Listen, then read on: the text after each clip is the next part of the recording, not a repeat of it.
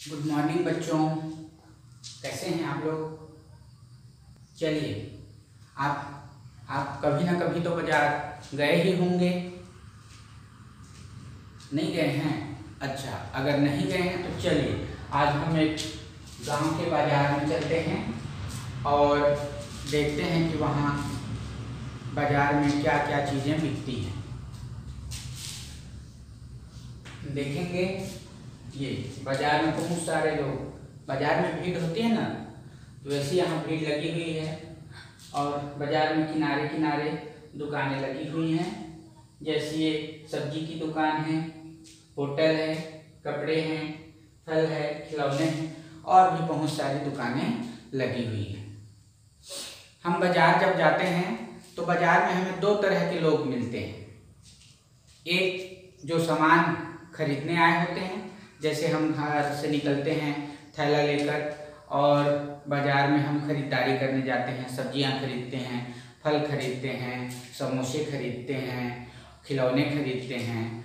और दूसरी तरफ वे लोग होते हैं जो शहरों से आए होते हैं अपने सामानों को बेचने के लिए।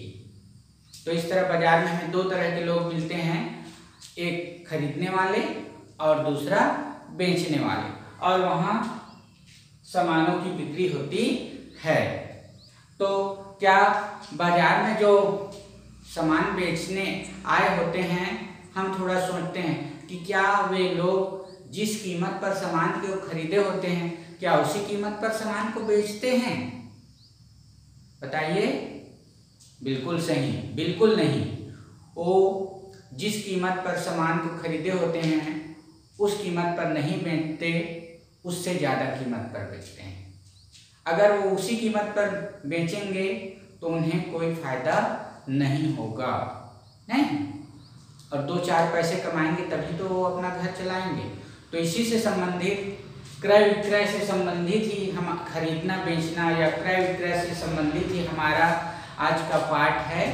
और उसमें हम देखेंगे कि किस तरह से फायदा होता है और किस तरह से नुकसान होता है। तो चलिए कुछ शब्दों को हम समझ लेते हैं।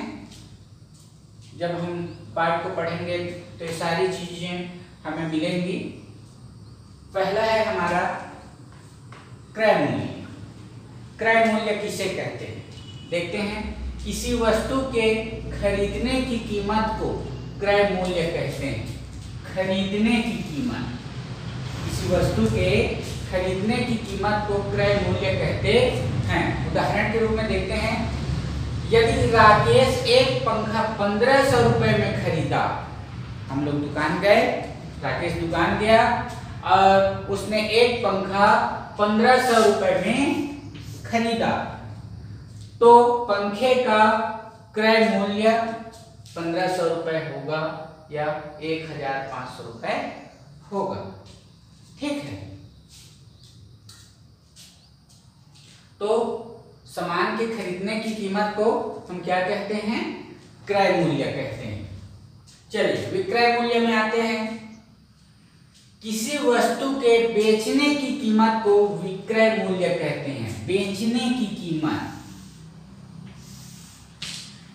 किसी वस्तु के बेचने की कीमत को विक्रय मूल्य कहते हैं। उदाहरण देख लेते हैं। यदि रामू एक कॉपी 50 रुपए में बेचा, रामू ने कॉपी कितने रुपए में बेच दिया? 50 रुपए में, तो कॉपी का विक्रय मूल्य 50 रुपए होगा। जो बाजार में बेचने वाले आए होते हैं वो हमेशा विक्रय करते हैं, नहीं। चलिए आगे बढ़ते हैं। लाभ। किसी वस्तु को कम में खरीदकर, कम कीमत में खरीदकर अधिक कीमत में बेचने पर, ध्यान से सुनिएगा, कम कीमत में खरीदकर अधिक कीमत में बेचने पर लाभ होता है। क्या होता है?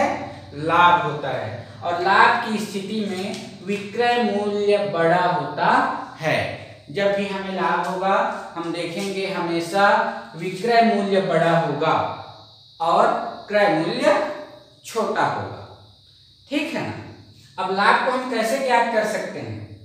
लाभ को ज्ञात करने का आसान तरीका यही है कि जो विक्रय मूल्य है, बड़ी कीमत है, उसमें क्रय मूल्य छोटी कीमत को हम घटा देंगे। हमेशा ज्यादा में कम को हम घटाकर लाभ प्राप्त कर सकते हैं। विक्रय मूल्य चूंकि लाभ हो रहा है, विक्रय मूल्य अधिक होगा, क्रय मूल्य कम होगा, तो विक्रय मूल्य में क्रय मूल्य को घटा देंगे तो हमें लाभ मिल जाएगा। चलिए आगे चलते हैं। हानि को हम घाटा, नुकसान इस तरह के शब्दों के रूप में भी जानते हैं।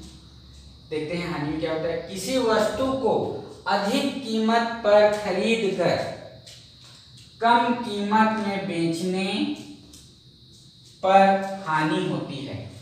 अधिक कीमत में खरीद कर कम कीमत में बेचने पर हानि होती है। हानि की स्थिति में क्रय मूल्य हमेशा बड़ा होता है। खरीदने की कीमत हमेशा बड़ा होता है और विक्रय मूल्य छोटा होता है, बेचने की कीमत छोटा होता है। तो हानि का जो सूत्र है, हानि बराबर क्रय मूल्य, क्योंकि क्रय मूल्य बड़ा है, ऋण विक्रय मूल्य। क्रय मूल्य बड़ी कीमत में विक्रय मूल्य छोटी कीमत को घटा देंगे तो हमें हानि मिल जाएगा। एक स्थिति ऐसी आती है जब ना तो हमें लाभ होता है और ना ही हानि। परिस्थिति ऐसी होती है कि जिस कीमत में हम सामान को खरीदते हैं उसी कीमत में बेच देते हैं, तो उस स्थिति में ना तो हमें लाभ होता है और ना ही हानि। इस स्थिति में क्रय मूल्य और विक्रय मूल्य दोनों एक समान होते हैं, बराबर होते हैं। ठीक है। तो इन सभी क्रय मूल्य, विक्रय मूल्य, लाभ, हानि, इन चारों शब्दों को समझ लेने के बाद हम इससे संबंधित प्रश्नों की ओर आगे बढ़ेंगे।